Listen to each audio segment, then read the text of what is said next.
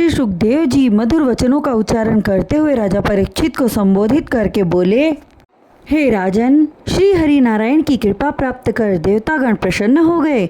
उनकी सारी व्याकुलता दूर हो गई और दैत्यराज बलि की समस्त माया का नाश हो गया और पुनः वे सन्मुख होकर घोर संग्राम करने लगे। देवराज इंद्र ने उस समय दैत्यराज बलि को धिक्कारते हुए कहा, अरे मूर्ख, तू नट के समान कपटी एवं चालबाज है। अपनी माया से हमें धोखा देकर हमें जीतना चाहता है। यदि शूरवीर है तो धर्म युद्ध कर। आज मैं सारे राक्षसों को मार डालूंगा।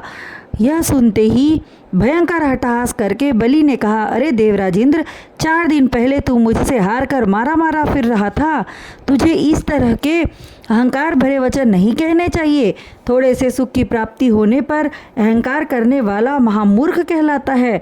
इन वचनों के साथ दैत्यराज बलि ने देवराज इंद्र पर अनेक तीक्ष्ण बाण छोड़े, जिससे वे घायल होकर अत्यंत व्याकुल होने लगे और अत्यंत क्रोधित होकर बोले, 100 धार वाले वज्र को दैत्य शिरोमणि बलि के ऊपर चला दिया।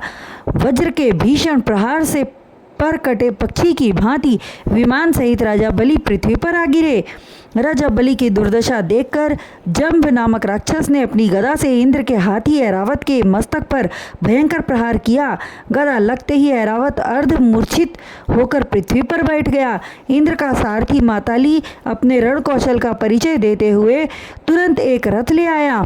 देवराज रथ पर सवार होकर युद्ध करने लगे। वज्र से जंभ का सिर काट लिया। यह देख नमुची नामक दैत्य ने इंद्र पर त्रिशूल से प्रहार किया। इंद्रदेव को क्रोध आया।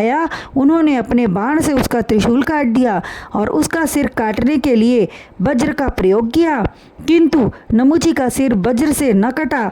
यह कौतुक देख इंद्र के आश्चर्य की सीमा न रही। वे विचार करने लगे कि जिस वज्र ने वृत्तासुर जैसे महान पराक्रमी दैत्य को मार डाला, किंतु इस नमुची का कुछ भी न बिगड़ा। उसी समय आकाशवाणी हुई, हे देवराज, यह दैत्य सूखी अथवा गीली वस्तु से नहीं मरेगा। तब इंद्र ने विचार किया कि समुद्र का फेन न सूखा है और न गीला। तत्पश्चात उसी फेन से नमुची का सिर काट लिया।